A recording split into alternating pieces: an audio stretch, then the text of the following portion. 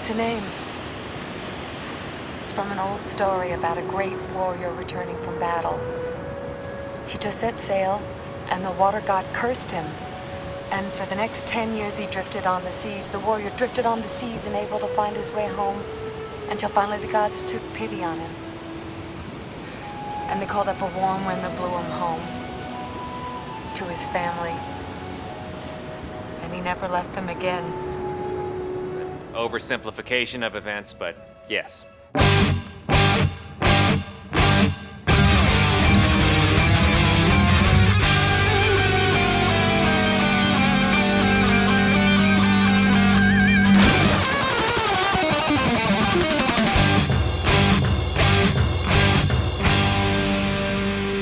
Welcome to the Mad Max Minute presents Waterworld H2O Minutes at a Time. I am Rick. And I'm Julia. And today we are talking about minutes 167 and 168, which begin with one last awkward kiss between Helen and the Mariner and end with the Mariner at the tiller of his new catamaran. Our special guests this week are Karen and Liz from Foxes in the Henhouse. Hello! Hi, I'm Karen. And I'm Liz. Welcome. We're so glad you guys could be here with us today. It's great to be here. Thanks for having us back. Yeah. You are always a delight when we have you on as guests for our episodes. How could we not bring you back for the high seas adventure that is Waterworld? For a decidedly non-high seas scene in Well, yeah. Waterworld. It's true. There's like 3 minutes in this movie that don't include water. I say, we're 167 minutes into the story. We gotta get off the water sometime. They're near the water, though. Yes. Like, it's right there. Water adjacent. There's water in the background. Now, Karen, you were telling us before we hit record on this episode that you did not watch the 3-hour version of this movie, so you missed out on all of this entirely. I did, which was a little unfortunate, all things considered. So, yeah, I went searching on my Roku to see how I would end up watching this particular movie, and I'm like, well, I could rent it for $3.99 on Amazon, or I could download the Peacock app, and I watched it through NBC, which meant there were commercials, and I had absolutely no idea how much of this movie was edited, because there's a 3-hour cut? Yeah. Which I did not watch. Liz actually took advantage of the materials that I provided for you both and watched the 3-hour cut. I read the email. Okay, I read the email, okay, and the email said, if you would like to watch 3 hours of this movie, here is a way by which you could do that. And I said, bit much. And so It's interesting that as we come from different academic backgrounds, the difference in our discipline and our dedication to the project at hand turn out very differently. I'm just saying, they talk about scientists and their, Listen, their approaches. I'm just... why would you write a gigantic paper about a thing when you can make a singular poster board that you can put on an easel and have people walk past rapidly, is all I'm saying. Just saying humanity's in it for the long haul, is all I'm saying. Yeah, 3 hours is a long time, and I'm just saying that THC-laden edibles are legal where I live, so I might have not been sober when I watched the 2 hours of this movie. And then, of course, I'm watching the clip that we're going to discuss today, and I was like, oh, I don't remember this at all. Oh, dear.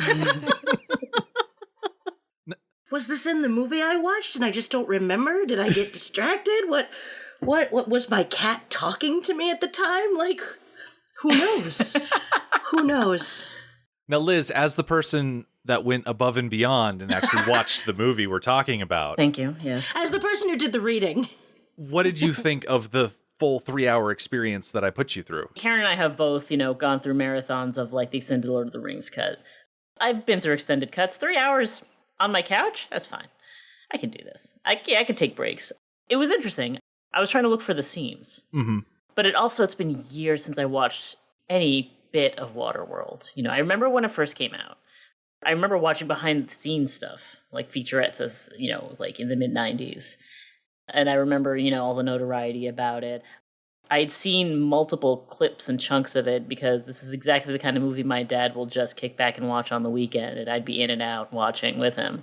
I was surprised where the actual reinserted footage was, because I couldn't really pick it out exactly. The part that surprised me the most was that first act, the atoll.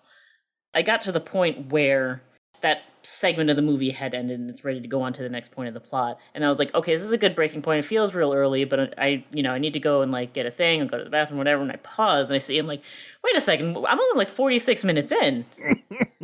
That was an impressively fast 46 minutes. The pacing did not feel like 46 minutes for me anyway. Then my next pause was okay, it's been a while. I'm going to pause. I got to go refill my water glass. It's only been a half hour? What? Yes, that is a huge problem with this movie, is that you have these chunks, these action scenes and set pieces that are phenomenal and they flow so nicely. And then you stop and you just plod for a little while before you get to something else that's gonna feel good. Yeah. It's almost like it was a group project and not everybody put in the same level of effort. Oh, I really like that description. That feels very accurate. Yeah. Because the version I watch, which I'm assuming is the theatrical version, and there are nuggets of a really good movie in there that are not strung together. It's almost like everybody didn't get the same acting note. Dennis Hopper. But I mean, there were parts of it that I was like, this is legitimate. Now wait, I have a question. Okay, well, we're going to put a pin in that question. Ooh, something shiny. Oh, no, wait, that was particular to my experience watching this movie. It's like someone said, I want to make Mad Max, but wetter. And other people were like, well, we can do our thing with this and not just, I don't know, the left hand had no idea what the right hand was doing, but I don't know. It was inconsistent. The music composer was like, we're going to do some exotic drums, but now we're doing Errol Flynn swashbuckling. Mm-hmm. And then Miles Davis, in an added scene. You didn't get to see that part, though, Karen. So it was just sort of like... I saw some Errol Flynn-ish. No, but you didn't hear the Miles Davis, which, that was the most baffling part for me. So, the music was something where I was like, I'm going to try and ignore the soundtrack because this is driving me nuts. It was 4 different soundtracks put into one. So it's been an interesting journey. Speaking of my humanities background, I was a classics minor because I didn't want to be a classics major because I wanted to have some marketable aspect to my degree. I hadn't realized until I was watching this, which, I usually watch stuff like this with side by side with IMDb cast lists open and stuff like that. And seeing all of the Greek mythological names thrown in there. I was like, wait, oh. I didn't think that, okay, I guess they are adding that layer in there. Look at that. Mm. With Helen and I'm blanking on every other name, so I've just said Helen, a high schooler. I've picked up on the themes. But seeing, the Homeric elements, sprinkled in them, okay, all right, someone definitely was trying to do something here with a theme. It's interesting. So did either of you catch this in the theater? Was it mostly on television that you saw it before? Did you see it before I forced this on you? I did not. I did not see it in theater. I saw it when I would catch it on cable. Usually when my dad caught it on cable. He's an intellectual, but he also is happy to turn off the intellect. He has an impressive ability to suspend disbelief just like that. It's just whatever, Schwarzenegger's, an American Future Cop, whatever. Let's ignore his accent and his wooden acting and just get on with it. And we're going to have fun. And I've picked up some of that, but ever since I've gotten more and more into script writing, it gets harder and harder. So I'm sitting there but this part of the character, this part doesn't feel earned. I feel like there were some steps missed in the plot over here. Okay, but that was a really cool stunt. That was really cool. All right, that was really cool. So yeah, TV. I hadn't seen it when it originally came out. I want to say it came out in 95, right? Mm-hmm. Mm-hmm. That was the summer right before I left for college. And so I was a little preoccupied. And also, I went into this movie going, all right, I know that we get to see Kevin Costner drink his own urine after a thing. I knew that about the movie. I knew he had gills. I knew it was one of the most expensive movies at the time ever made. And I knew the little girl ended up to be Mac from Veronica Mars. That is legitimately everything I knew about this movie before I sat down to watch it the other night. And again, there were parts of it that were just mind-bogglingly cool. And then there's just that one slacker who phoned it in at 4 a.m. before the paper was due. If there was a movie begging to be remade, I think it's this movie. And I want to say, maybe fewer of the people in the movie should be white. Yeah, that was interesting. I was both impressed and a little disappointed. Yeah, where are they in the They're water? in the background. They're in the background. They're there. Oh, yeah. Yeah. I was like, that guy is definitely Puerto Rican. Yeah, there's a few. This guy, what is that accent? Like, they're there, and they're among the elders at the Atoll. They're everywhere, but, like, they're all tertiary characters at most. You got Zakes Mokai is the leader of the Atoll. The other Atoll elder was the bad guy from Teenage Mutant Ninja Turtles 3. Mm-hmm. Oh my god! There she is. I was waiting for that to happen. Yeah. The Gatesman was the dude who killed Swayze in Ghost. Uh-huh. You know. Yeah. I mean, you had the primary mom from Big Love, which is, I went, where do I know her face? Oh, she was on Big Love! My biggest argument about people of color is that if Enola is from here, and spoiler for next week, this is Mount Everest, this is the Himalayas, this is Tibet, she should be of some kind of Asian descent. Yeah. She should not be a little white girl.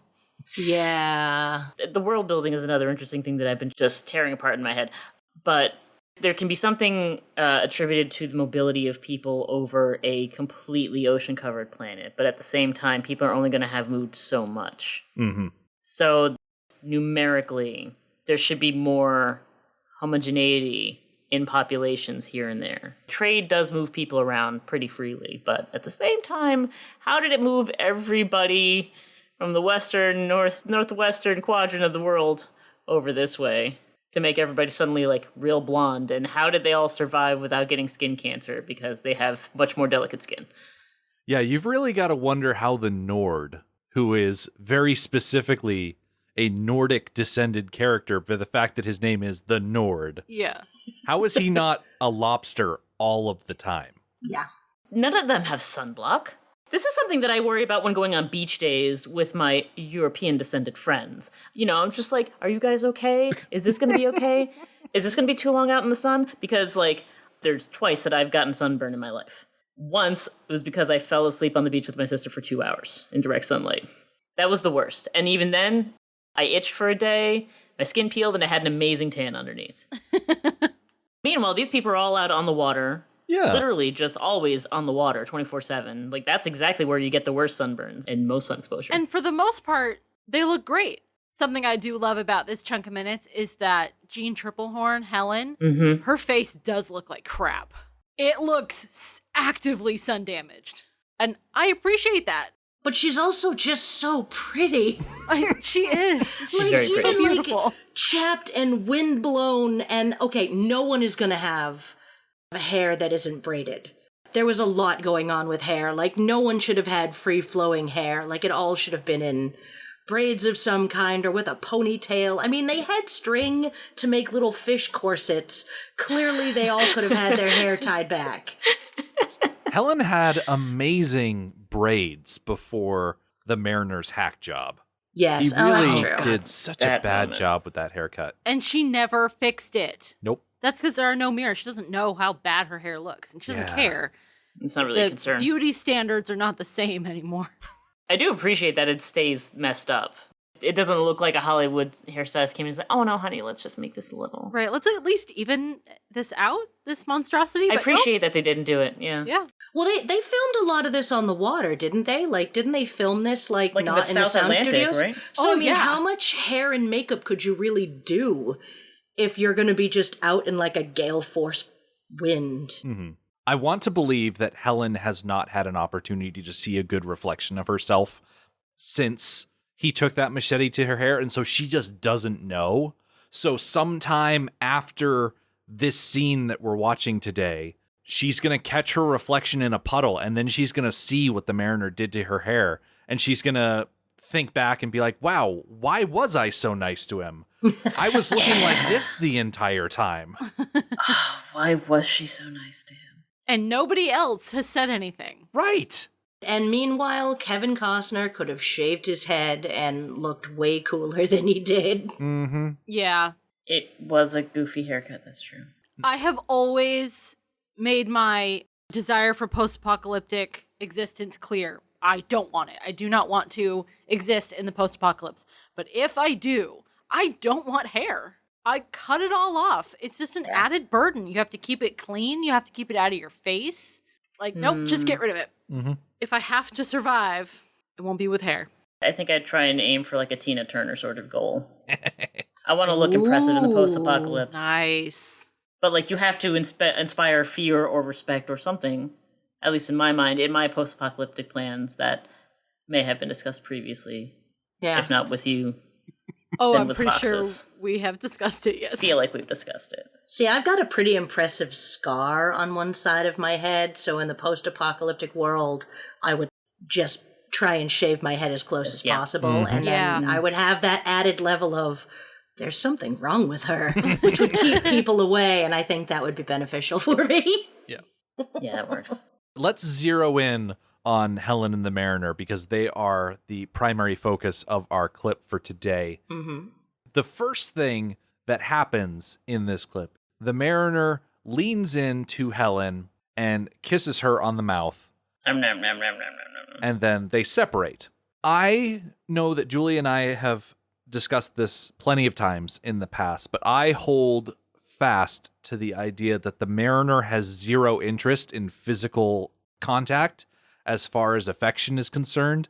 And it's my belief that the only reason he kisses Helen here at the end is because he knows that kissing is a thing that she places value in. And so it's an attempt for him to bridge the gap of their personal experiences to say, you know what, I'm leaving, but I have some sort of affinity for you. So here is a physical gesture that you recognize. I may not be good at it or have much vested interest in it, but here you go. Yeah. That's an interesting interpretation. He just leans in and mashes his face against her, and that's really all the technique there is to it. I mean, it definitely occurs in real life. But for me, I think this was me coming up with a headcanon to try and make up for what I felt was, I have such mixed feelings about Kevin Costner as an actor. He gets frequently described as a wooden actor, and honestly, I think that's the descriptor that keeps coming up in my head too. Because I'm watching him in this, and I'm like, he's a competent actor. I'm not going to sit there and say he's a bad actor for all of the sort of characterization he tends to get across in like the roles he plays. But at the same time, I also wonder about him with this director. Because this is the same director as Robin Hood, Prince of Thieves, right? Mm-hmm. Which, it's another one where I watch and I'm like, whew, Kevin Costner's acting. And directing, definitely, that can make or break an actor's performance. So the whole time, I'm just like, there's so much that's not being shown enough in terms of the Mariner's character development and whatever's going on inside his head. And while not showing the audience everything that's going on inside a character's head is a perfectly valid method of storytelling, you need to give them hints otherwise somehow. And I feel like here there were just gaps. And I'm like, we went from like full on creep with two terrorized people on a boat with him to suddenly nice to not nice to back to nice and then kiss. And, thank you for the name, I'm gone. I could see an interpretation being played out, and I'm curious to find to look into fanfic on this. Wait, that's a loaded sentiment, Liz. Mildly curious, not curious enough to go act on it. I'll leave that to you, Karen. Almost to play him on an autistic spectrum, to place him somewhere there, like either that or also that he's not. We don't know about how his history of interacting with people in general. This is someone he's probably interacted with the most in a long time, and there's a lot of the eye contact between them can be pretty, is weird for him. And you could go back and use that as an explanation for how he interacts, that he only seems to be comfortable acting in an aggressive way, and now he's trying to be tender, and now he's trying to actually just be gentle and not aggressive and not mean and not violent and not shoving people away. Because otherwise, the last words to her just feel really unemotive and really flat. I think that's the only way that works for me. Well, I mean, the kiss, When you're out of practice, I guess that sometimes you just mash your face into someone else's, I guess. I'm trying. He doesn't know how to people. And it was just in such a way that I'm unsure whether he doesn't know how to people as a stylistic choice or as a this is what I've got to work with choice. Which means I get to be uncharitable and make up my own mind, which is never a good time. But yeah, I did find his characterization to be like I didn't really have any pity or anything. I mean, I was pissed off when he lost his limes, but like he seemed to like engender that kind of standoffishness in other people, and he kind of took it with him wherever he went. So any sort of vulnerability. And again, I don't know if that would have changed with a different director, if that was an acting choice, or if that was indicative of the limitations of Kevin Costner's instrument, if you will. I'm not under the ace portion of the LGBT umbrella, and I'm also neurotypical, so I can't speak to whether or not he was being non-neurotypical or whether or not he was ace or agender or whatever. Well, whatever is a really dismissive thing to end that sentence with. Again, I don't know. I don't feel comfortable making that sort of a designation, and I kind of wish it had been a conscious choice on someone's part. I think that's it. I think it's a choice. It's an issue of, like, I don't think enough definitive choices were made to keep it consistent. Something that we really miss out on in both the theatrical and the Ulysses cut that we're watching here is a detail that was added by Max Allan Collins in the novelization book. Ooh. During the Miles Davis scene where he's listening to the CD player and Helen comes over to talk to him, we hear a little bit about the Mariner's backstory, where he was born a mutant and his mom was nice to him, taught him how to swim and how to read and all of this other stuff. Then his mom died and his dad basically put him on a leash and used him as a free diver. And so when the Mariner was somewhere between 11 and 13, he murdered his father and escaped. So, yeah, according to Max Allan Collins, the Mariner does not do well with people. Because the only nice person to him died, and he was left in a slavery situation by the other person who was supposed to protect him. It's really something that should have been put into the Ulysses cut that I assume they just never filmed, and Max Allan Collins had to think, wow, how do I make this guy the least bit sympathetic? That he fled an abusive situation. I buy the fact that he just doesn't know how to people. Not to bring up Firefly, but like, he's been in the black too long. His humanity is kind of gone. I mean, he has a lime tree. That's his friend. He's like the little prince with the one flower on his little planet. Aww. He just doesn't know how to people. You can also attribute some of the awkwardness of this moment to the vulnerability of suddenly trying to extend that niceness and trying to people for the first time. Like, really genuinely trying. Even though, like, that's the thing, like, the moments he has with Enola, I'm like, suddenly he's great with kids. What's happening here? The jumps of that, but, it's not a huge stretch. It's just a matter of whether a given viewer finds it believable. The relationship jumps that happen between the Mariner and other characters is jarring in this script. It's an artifact of the Rader script. When Peter Rader first wrote his treatment for this story, the Mariner in that story was just as standoffish, but for like slightly different reasons. And you get to the third act of that script, and suddenly he and Helen are having this emotional connection that is not warranted at all. And when they decided to turn it into a movie and they brought in the other writers, you had David Twohy and Joss Whedon was brought in to punch up the script a little bit. Oh, no, really? They added more things to change the story. I exchanged a few emails with Peter Rader at the beginning of this project, and he's like, the story's not really mine anymore. I sold it, and then they did stuff to it. So anything you want to talk about, have fun with it, but I want nothing to do with it. Oh, damn. I can't imagine. Now I want to win, like, the lottery so I can make his version of it with a conscious casting. Yeah. The more time I spend with the Raider script, the more excited I am to see it realized, so to speak. Listeners, give us a couple of weeks, you'll find out what I'm talking about.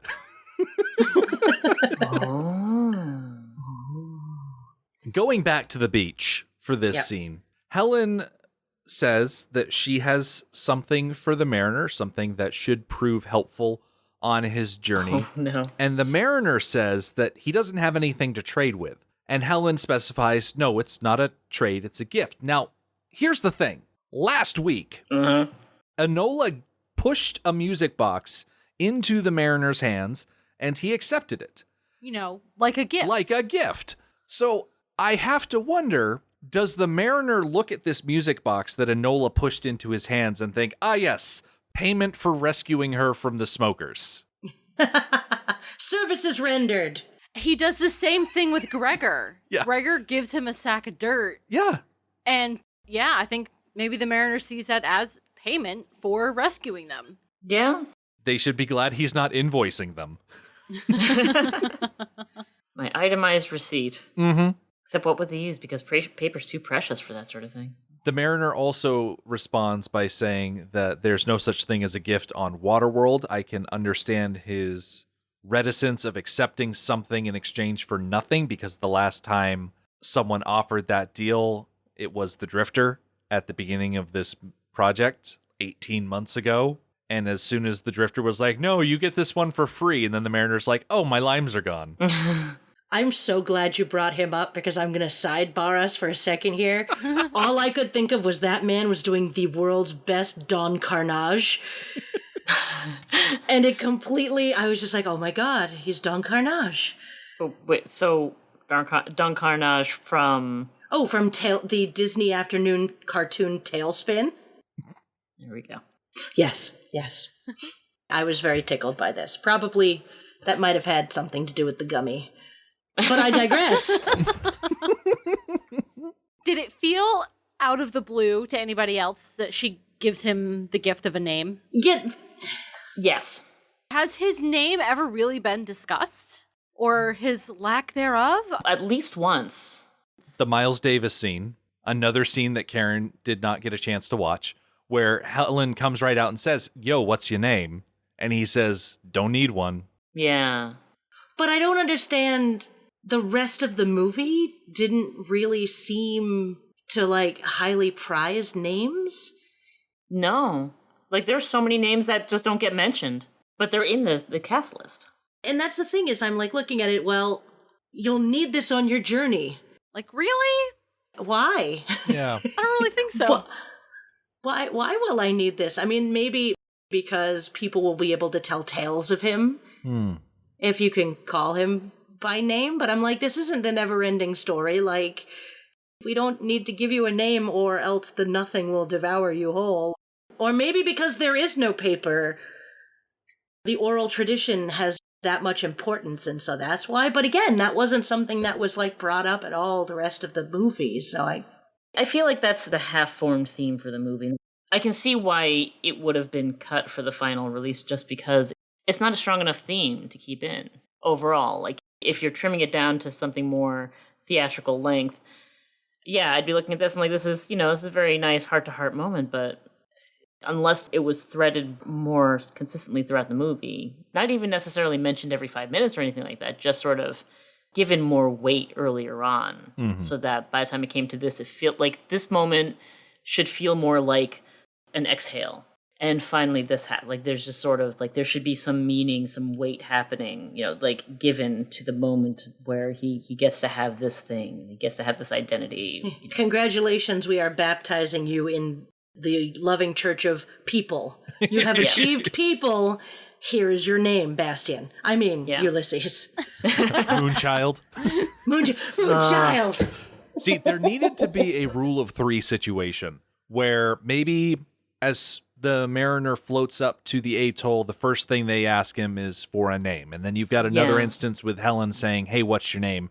And then we needed a third instance of someone asking, hey, what's your name? And then here at the end, he finally gets the name.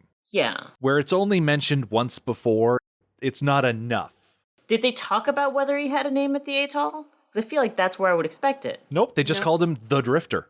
Like you said, if they brought it up at the atoll, and then if the bad guy was like, I need to know his name, I need to know who he is, we don't know who he is, like, that gives him much more of a mystique, makes him that much more of a threat to the bad guy, and then would give that a little more something. You could definitely tell that David Toohey was like, all right, he's a loner in the middle of a wide open expanse. He's like Clint Eastwood in the Fistful of Dollars series. He's like Mad Max, and he's the man with no name, as they say in Thunderdome. And even in Fury Road, they make a big deal about, oh, I'm not going to tell you my name. Well, okay, fine. I'll just call you Fool, and we'll get out of this canyon alive.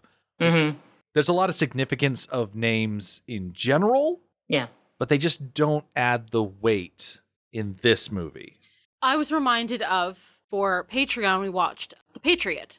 And for a little while in the story in The Patriot, Mel Gibson's character, I've already forgotten his name, is running through the backwoods of this area, picking off little groups of people and just generally being a nuisance to the British Army.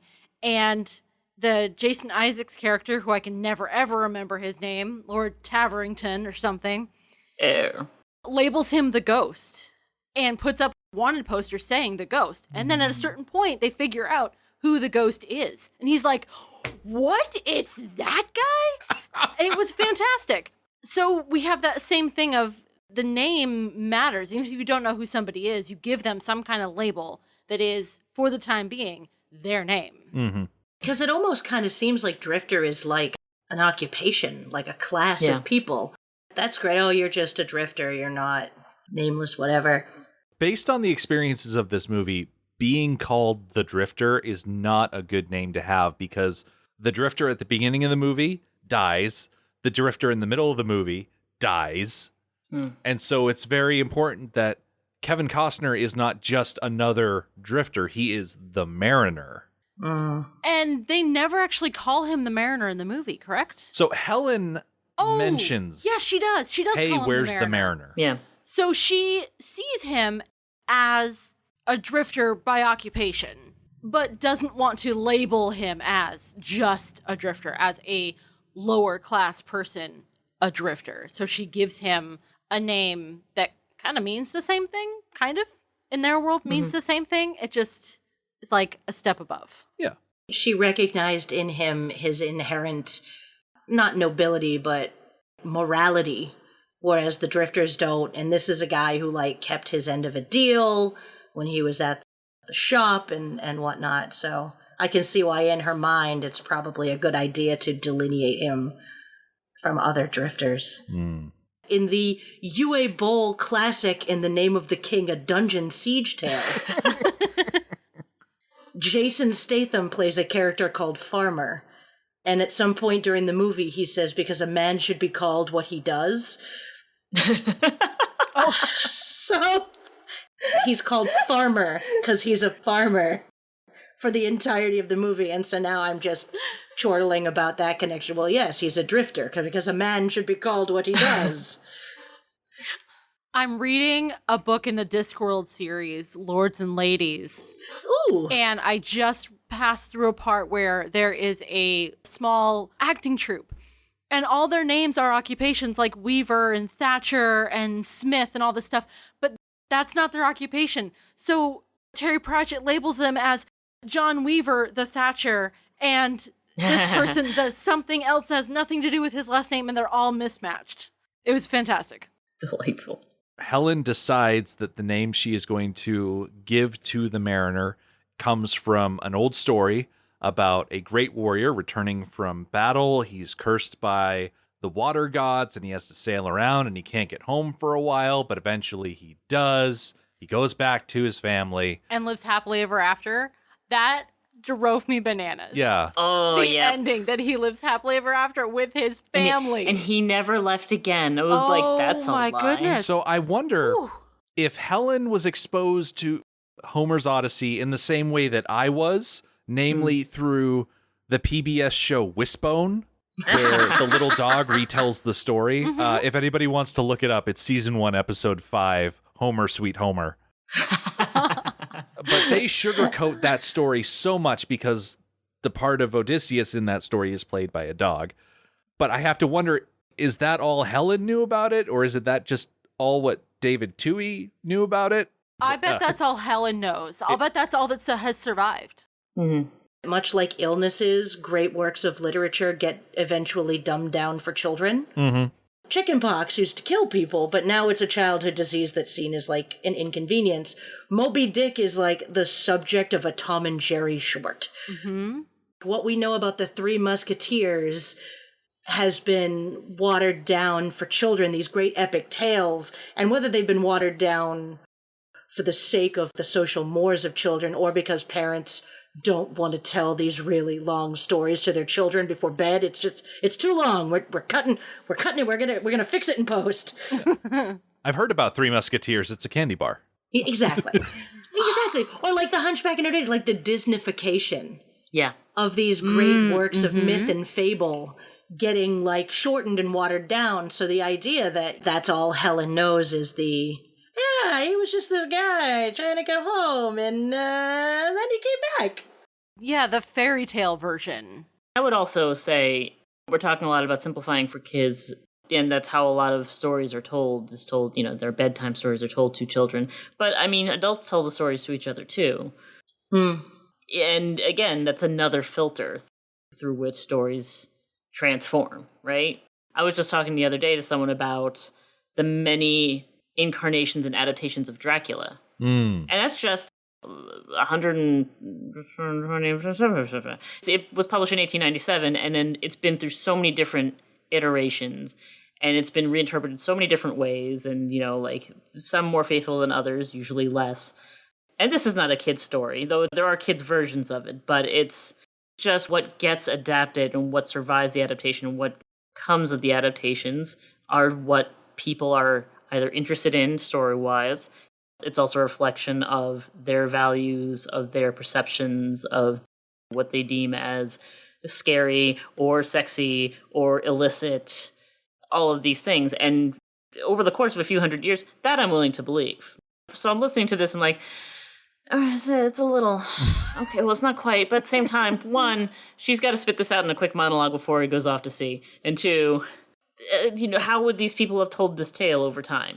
Like, it's a hugely long story, very winding. It's a long trip. And the people would tell it in a way that would be of more interest to them, focusing on like the homecoming aspect of the story, which is like a big aspect of the Odyssey, is the homecoming aspect. I can see that being what people in this post-climate change apocalyptic world would zero in on, finding that mythical land again to call home. That part made sense to me. The idea of like, oh, the gods took pity and sent him a nice wind. I'm like, well, there's a lot more negotiation on that part with Athena. He was lucky he had someone on his side, but okay. He also made a lot of mistakes along the way. But much the same way water will smooth the edges of a rough rock, so too this story of Waterworld has been streamlined. Or eroded. Yeah, or eroded. Eroded is a much better word. Once this moment happened, after having seen the cast list and seeing names like Helen and Priam, that was another one. But there's a guy named Priam. It's here in the cast list. The Mariner's pursued by a cycloptic antagonist. Mm-hmm. I just made that connection. Like, he loses his eye, and he's like, that guy. I'm going to get that guy. And this whole thing about because having he lost was his eye. outsmarted. Yeah. Yeah. And get this, right? This occurred to me just like an hour ago. This actually ties back into the name discussion, because his eye was put out and he's chasing after nobody. Yeah. Nobody put his eye out. Ha ha ha. I don't know who thought of that. Maybe I'm giving them more credit than I should, but I suspect that someone had to have thought of that at some point. Someone was very proud of themselves. Someone was like, high five? I'm going to get a high five for this, right? Nobody paid attention in high school? All right. I can't believe I didn't even... Yeah, I was trying to find the other, any references to other aspects of the book. Like, there's no Lotus Eaters, or even, Circe or Calypso, the nymph and the witch, that Odysseus so faithfully resists. Doesn't resist. Yeah, it's not as good a retelling of the Odyssey as, say, Oh Brother, Where Art Thou? Oh, but, man. yeah. They use elements of it and sprinkle it in here and there. Yeah. Even the big showdown on the Exxon Valdez, you could definitely like attribute some aspect of facing down the suitors. Just sort of like showing up, I'm going to wreck you all now and reclaim my family. It does seem like they're both kind of an overreaction. And I have one single problem, but I'm going to kill you all. Sort of reaction. Yeah, I see some parallel there. A bit over-destructive with some short-sightedness to it in the heat of anger of like, yeah, I'm just going to blow us all up. Oh, no, wait, I'm blowing us up. How do we get out of here? Maybe someone else was a classics minor out there and is like, just gonna slip this in there. Just gonna creep this on it. You've got the metaphorical truck carrying your classic literature, and you've got your other metaphorical truck carrying Mad Max, and they crash into each other on the highway, and the context get mixed up. And then the writers come along and say, oh, there's peanut butter in this chocolate. No, there's chocolate in this peanut butter. Brilliant. Execution is another thing, but the marriage of those two concepts is not that far-fetched to me.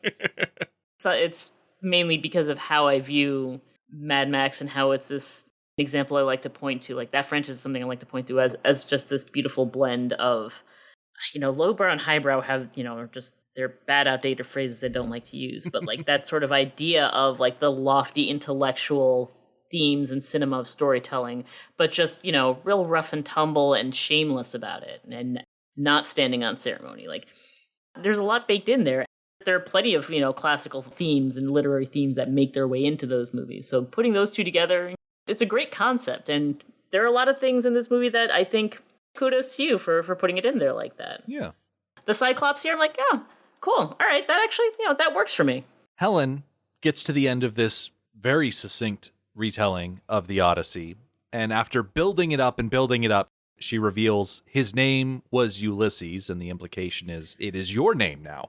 And the Mariner only says it's a good name. It is the last line of dialogue spoken in this entire film. There's no thank you for this name or goodbye, see you later maybe. Just it's a good name, and then that's it. Does anybody have any thoughts about using the name Ulysses over using the name Odysseus? I am not terribly familiar with the Odyssey. I know, like, the basics, but what I do know is that the guy's name was Odysseus. That's, like, the first thing I know. Using the name Ulysses just kind of felt like, oh, I had to Google it. I had to make sure that we are talking about the Odyssey. Is it super frustrating that Odysseus in Latin is Ulysses, and then English comes along and calls him Ulysses? Between the Greek and the Latin, they just like threw it out and put in something that was kind of close. I don't know. That might just be my frustration with language. Yeah, I don't actually know where that change is and what native mythology might be going on the Italian peninsula that suddenly went from Odysseus to Ulysses. I can't speak to that aspect. To be honest, I've never read the Odyssey from start to finish. I've read it in large chunks and never the whole thing because I'm just like, God, get over yourself, Odysseus. He's just not as much of a favorite of mine. The Iliad is great. I loved all the description of the action. As a 10-year-old, I was like, this is amazing. Oh, tell me about how many ligaments were snapped. I don't care. Achilles is just a hot mess. I love it. Odysseus, I'm like, you're just a jerk. But I guess when Ulysses gets used as a name, I tend to associate the use of that name with a more modern literary tradition, like the 1800s, and then going into the 20th century. The Victorians definitely, they would favor the use of the name Ulysses because their idea of like when they got into super hard into like, the fandom of classical literature, they came at it through Latin. That was the classy side of classicalness. I don't know where, like at what point in presumably the 20th century, the shift came back to Odysseus. I just know like by the time that I was conscious, like it was Odysseus. It was the Odyssey and it was Odysseus. And the Greek gods were the names that we knew those gods by. It was an interesting choice to jump it back to Ulysses, and I'm not sure what the choice was. Maybe they just like the sound of it better. The Mariner says it's a good name, but I have to ask, is it the best name for the Mariner?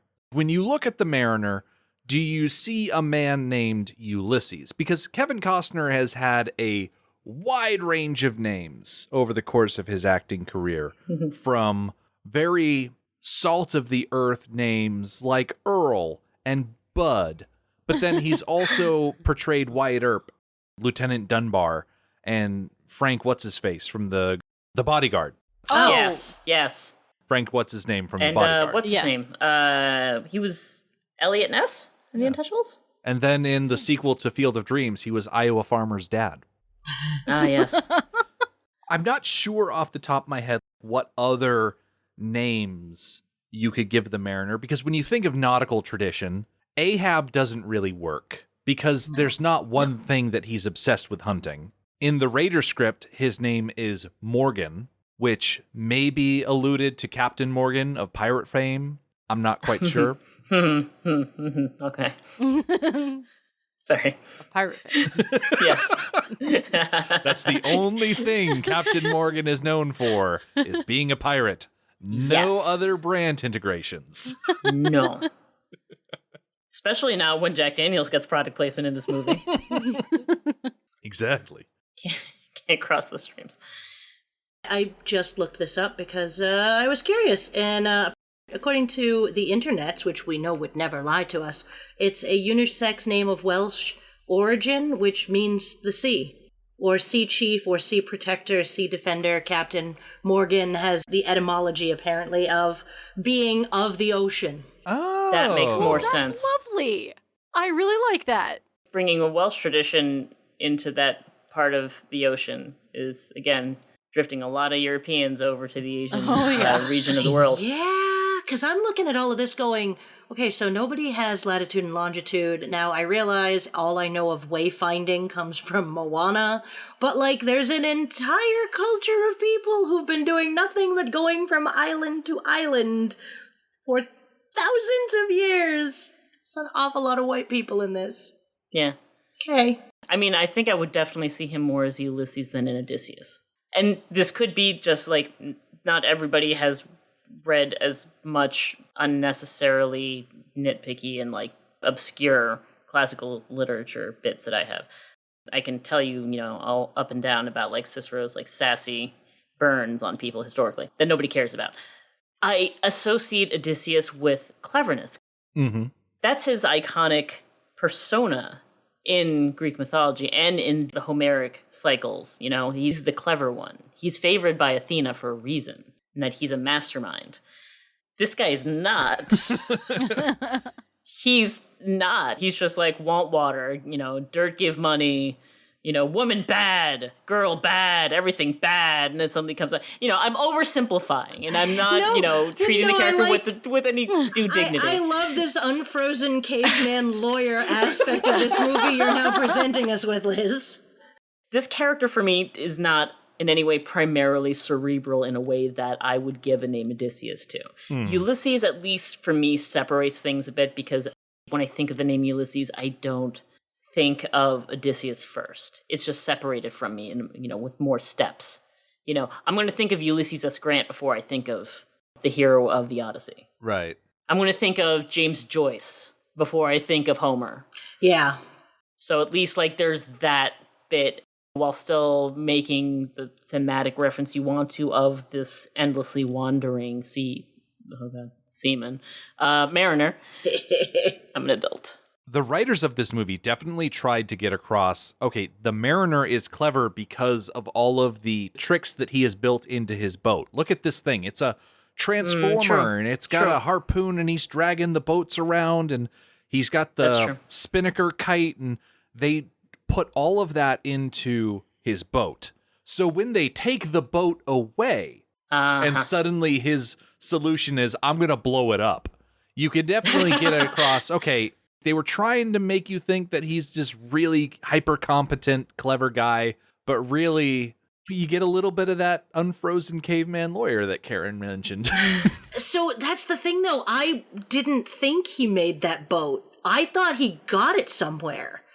So the entire idea of, well, clearly he's clever because look at this feat of engineering is not what I got from that. What I got from that is this guy found a really cool-ass boat. And that there's some other intelligence out there built into the mythology of like there being the dry place, that maybe there was also these much more uncanny, intelligent, rather than the grog hit with hammer aspect that is the Mariner.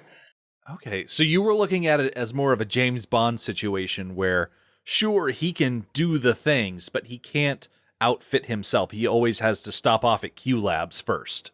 Or not even that, it's just that at one point he was just with someone smarter than himself. Mm. He can't be the only fish person. Maybe this is fancy fish person technology. And, you know, he's just here. Like, is he the Diana away from Themyscira? Like, is he the only one of his people? And so here, we've outfitted you with the cool stuff. Be careful out there, son. Slap him on the back and send him on his way. But yeah, I don't know. For some reason, I was so caught up in so many other things that thinking about him being this master tinkerer who made this amazing catamaran. And don't get me wrong, that catamaran is amazing.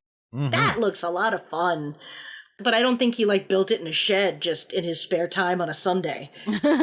Yeah. I feel like I was a little too dismissive. He does employ wit in the action sequences.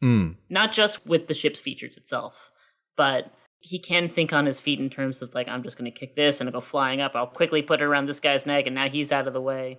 He does use cleverness sometimes. I can jump from a high place and use the sail to slow my descent.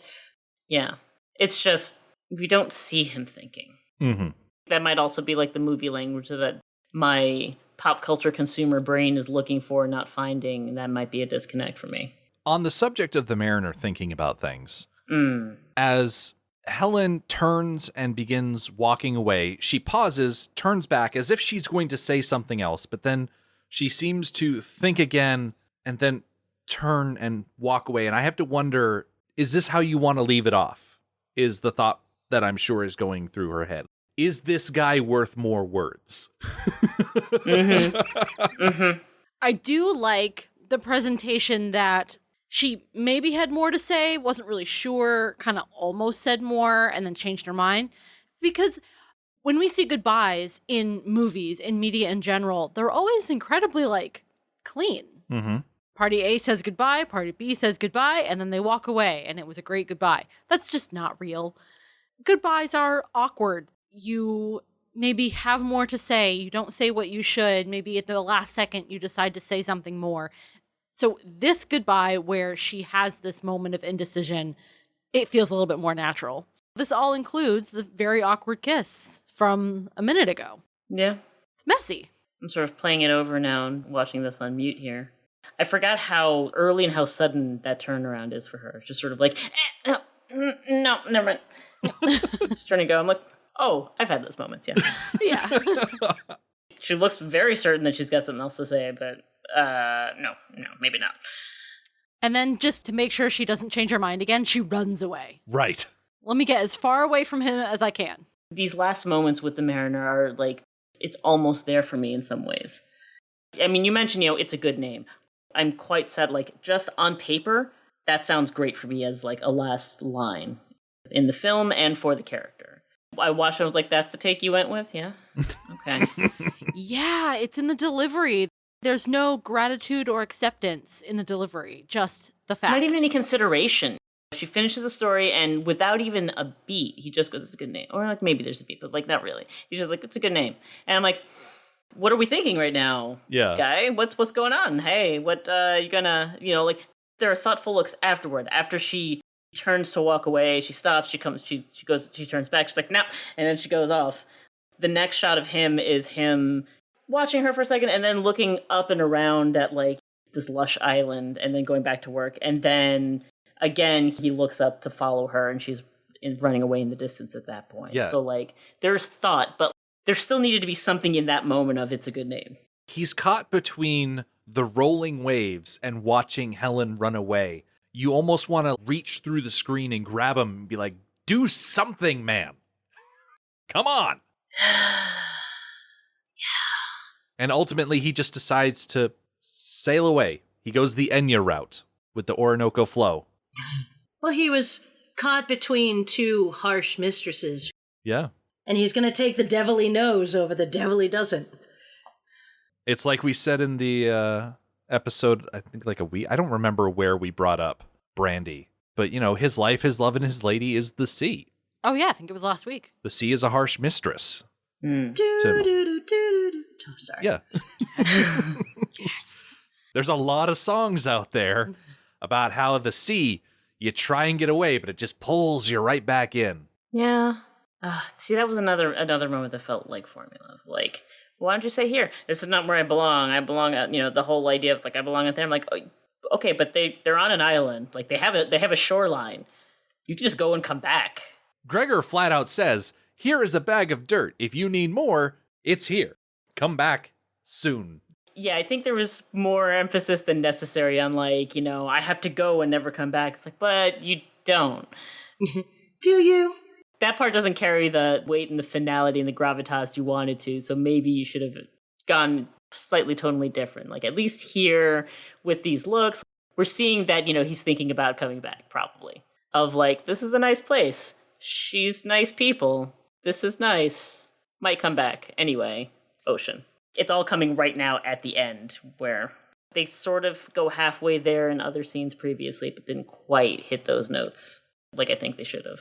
So the last 10 seconds of this clip is just the mariner on his little catamaran sailing out to sea. I find it interesting that in the theatrical cut, they go straight from the mariner kisses Helen, walks away from her, and then they fade right to where we are now. Oh, that is weird. Yeah, so we lose the whole naming scene. Yep. Okay. I think the name is nice.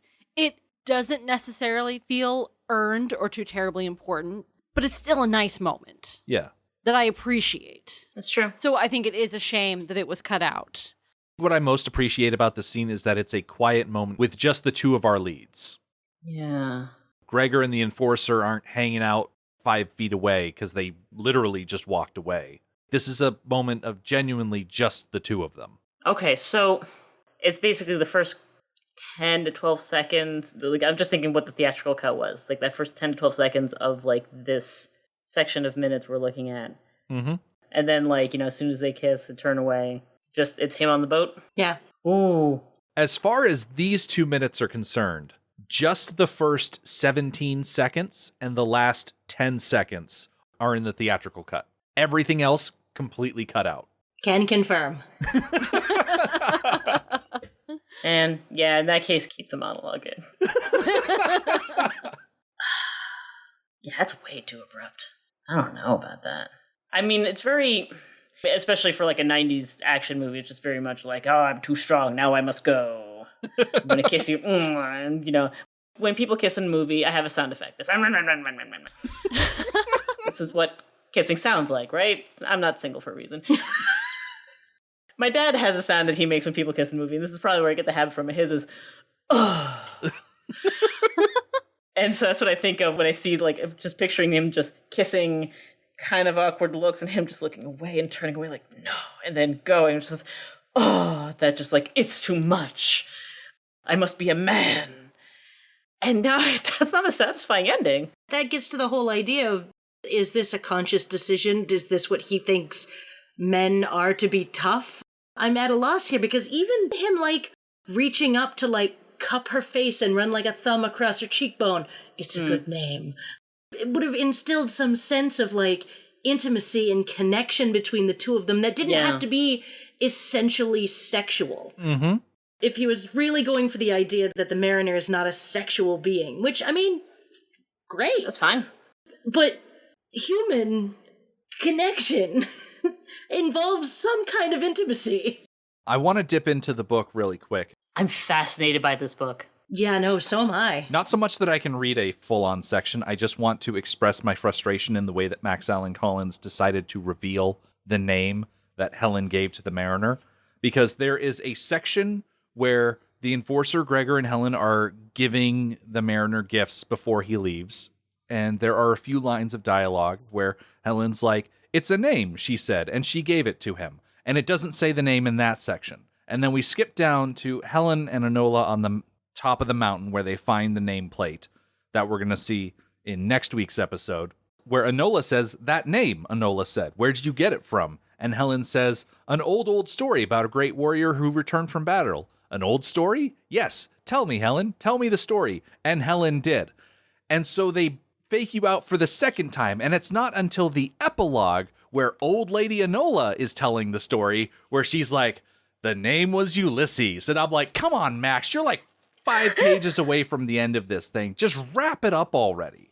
Oh, that is so frustrating. Okay, I said 5 pages. The epilogue is one final page. There are 321 pages in this book, and he was being all coy about it in the last 3 pages. Come on, Max. Putting in the epilogue feels... Yeah. Yeah. Making old lady Enola the person who's been telling this story the entire time is way too Road Warrior for me. Oh, yeah. It is. To tell the tale. Exactly. Captain Walker. Which I thought a lot about. So here's another aspect which I know will probably come up somewhere, but I'm here today, damn it. Here's the problem. We have Enola. She is basically the Moses, the Kal-El. Her homeland, her people are dying, so to save her, they push her into the ocean. And what do those people do? Bring her right the hell back where she is the youngest person in the group, so she can watch all of them die and be alone again. Oh, no.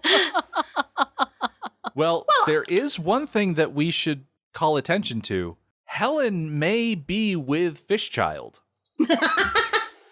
There may be a little baby Costner swimming around in there right now. Yeah. Maybe totally with possible. Fry? You're right. With Fry. Enola could be getting a little half-brother sometime in the next several months on that island. I know we were talking earlier about, maybe Helen and the Enforcer are going to hook up. That'll be a cool couple. But, yeah, that's a possibility that we didn't really consider. Yeah. Mm-hmm. And the other thing is, as they've been settling in here and like, okay, this is going to be our home now. It's great. Look at all this lush and green and wonderful. Did I miss what happened to the other surviving atollers? Oh, yeah, they just abandoned them on the ocean. Yeah, they just left him behind. Yeah, totally. I would think that, like, this isn't like we're settling here and no other contact with anyone else. Like, we're going to settle here and at some point we're going to get back in the flying machine, send someone to go back and say, hey, guys, come this way. We got dirt. Well, that's what I love about the conversation that Helen and the Mariner have back in episode 83, where the Mariner straight up tells her, hey, if I find other people that are decent like you are, I'll tell them where to find the island. And Julia actually had a problem with him being the gatekeeper to dryland. Mm-hmm. Yes, I do. I was very, very torn about it because the leftover atollers, they were not good people. Yeah. They were assholes. And frankly, I don't want them on dry land. That's fair, man. But humans belong on dry land. We don't belong on the water. Yeah. So it just feels not right for people to be kept purposely away. This is coming from a second child who my older sister did stuff like that to me. Kept me away, wouldn't let me in. That kind of stuff. I mean, on an absolutist level, those atollers were the worst. I mean, how they were to the Mariner was one thing from the get-go, but how they were toward someone who should have been one of their own was another. I saw no really justifiable reason for them to have had a problem with Enola from the get-go. You know, aside from being another mouth to feed, but the system accommodates for that. And they came up with a solution. So, you know, just in general, jerks. But at the same time, your point about humans belonging on dry land, fair. And also just scarcity brings out the worst in people. So how much would things shift once they came to a place where all their needs were met? That's a very good point. Would they continue to be such incredible, selfish in one way, you know, just, I don't know, prejudiced jerks. I can definitely see them still being pretty xenophobic about any newcomers to the island. But I wonder how that would shift and how soon that would shift as they settled into this wonderful, just endlessly green place for them. Because one thing is for sure, they need more breeding couples in order to have a stable population. Yeah, genetic diversity is definitely good. One breeding couple is just not going to cut it. My assumption, though, is that there are lots of atolls left on the planet. Oh, yeah. That was my assumption as well, and they're just few and far between, because nothing's holding them in place. They're just going to go wherever the tides take them. Mm-hmm. Yeah. So there's got to be more people out there. And it's just a matter of the Mariner being like, you guys are all right. Yeah.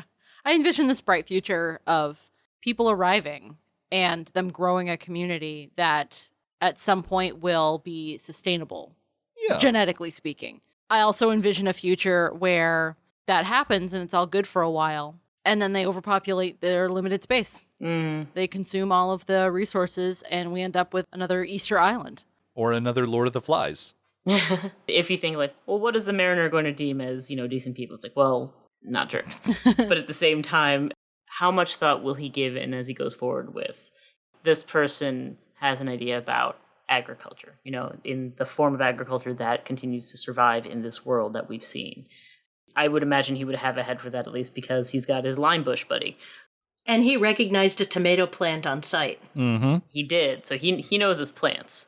But at the same time, this is a place that once word gets out is going to need protecting. Because the pirates, the slavers, the smokers, they're going to come at this island. And so you need to have a mind to send some good fighters, some good defenders, some people with a sense of infrastructure, which feels like a funny word to invoke in Waterworld in the setting such as it is. But it does require some good sense of infrastructure for survival. Mm-hmm. In terms of constructing the atoll and, it's something like an atoll and keeping it thriving and keeping it afloat, literally. That would be something I would be interested to see more of in terms of the world building. Yeah. In any future storytelling of it. The official sequel to Waterworld, being the Universal Studios stunt show, really does not delve into the socioeconomic impact of a budding colony on dry land. It's pretty much just, hey, everybody for some reason comes back to the atoll. There's explosions, people on fire, and jet skis rolling around. They don't really worry about all the stuff that we're talking about because it's a stunt show at an amusement park. Yeah. I do like the idea that not everybody needs to live on this island. They can live around this island, and they can be the more nautical set where their specialties, their contribution to the community is fishing and diving for things. Because this close to this island, diving is more feasible for not fish people. Oh, yeah. And then they trade with the people on land who have fresh fruits and vegetables and lumber. So not everybody has to live on dry land. Yeah, they just need access to the resources from dry land. You can build an atoll around dry land. Yeah. Make yourself a little harbor. Yeah. I imagine a lot of people won't be comfortable on land. As I was watching them running around the island, I'm like, that's got to be real weird for them because, the ground is a little too absolute. Mm-hmm. If you've been out at sea. When people go away on an extended cruise and they come back, it's an adjustment for them because now they're not adjusting for rocking and listing of the ground beneath them. They've got to lose their sea legs. Exactly. Yeah. It's land sickness. It'll go away soon. That's right. Yeah. How did she know that? Because Helen told her. But how did Helen know that? She might have, because she read the script. She's a good actress. Oh, okay, that's true. Yeah. But I'm just imagine no, it'll way soon. Yeah. That might also just be her telling herself that. Yeah. Besides, you don't want Helen to go up to Enola and be like, this is how we live now. This constant sense of uneasiness and queasiness. Oh, this is our lives. Welcome to Dryland, kid. Now that is something you can build a stunt spectacular on. Welcome to Dryland. Oh, just a bunch of stunt actors stumbling around on a concrete pad trying to stay upright, and it's just them constantly tumbling. Mm-hmm. You can reuse the giant marble from the Indiana Jones stunt spectacular. Boulders are just going to start rolling for no reason. You don't know. It's dry land. It's always good when drifters meet out on the open that something be exchanged. So, Karen and Liz, could you let our listeners know where they can hear more of the stuff that you have made? Oh, gosh. That's out on the internet. Oh, that's a very good question. Karen, what have we been doing? I've been doing a lot of Instagram. So I have technically I have 3 Instagrams, but 2 of which are of note. I have one for my cat because I am a woman of a certain age. And you can follow her under Natalie Dormer of Cats because she is the Natalie Dormer of Cats. But I actually have an art project that I've been working on. being a woman of a certain age, I'm not supposed to tell people that I'm 44 years old, but I don't really care. So I turned 44 this year, and I decided, after a very roundabout process, where I thought someone was pretending to be me on Instagram, but no, it was an account I made and had forgotten about, that if you go to Karen_Bing, like the search engine, or Chandler, I have what's called Project 44, and every day at 4:44, I stop whatever it is I'm doing and take a picture of something close to me. I've never been much of an art person, but I kind of thought, why not? And I'm working on my photography skills, and it's just kind of neat. So that's the thing I'm doing now, is taking pictures of my cat and random shit at 4 o'clock in the afternoon. I don't know what I'm doing anymore, guys. Right now I'm not in a position where I'm doing too much podcasting in general, except that though I do, whenever they let me into the space, whenever they let me into the Zoom, I'm on a start to steer her by to just generally be a nuisance and to confuse anyone who still might mix up Caitlin's voice and mine, including ourselves. But see, my Instagram is like I put like 5 pictures up and have mostly just used it to follow other things. But I'm more often and more active on Twitter, and I'm still there at Hollywood Fat Cat. Yeah. Aside from that, I don't know. We'll see. Let's see if I can get myself a decent recording space set up in my next residence. Might actually have more to put out there. Nice. As for us, listeners, you can come back next time. We will see the Mariner sailing away from dry land. Helen and Enola will find a commemorative plaque, and the end credits will begin to roll. The Mad Max Minute podcast is a fan project by Rick and Julia Ingham. Waterworld was written by Peter Rader and David Toohey, directed by Kevin Reynolds, and presented by Universal Pictures. Mad Max Minute is produced and edited by Rick Ingham. Our opening music is Verdi's Dies Irae by Daniel Batista of danielbatista.com. Our home on the internet is madmaxminute.com. You can follow us on Twitter at Mad Max Minute. And like us on Facebook by searching Mad Max Minute, and join our Facebook listener group, Mad Max Minute Beyond Microphone. If you'd like to support the podcast, visit patreon.com/madmaxmin. Thank you for joining us for Waterworld episode 84. We'll see you next time.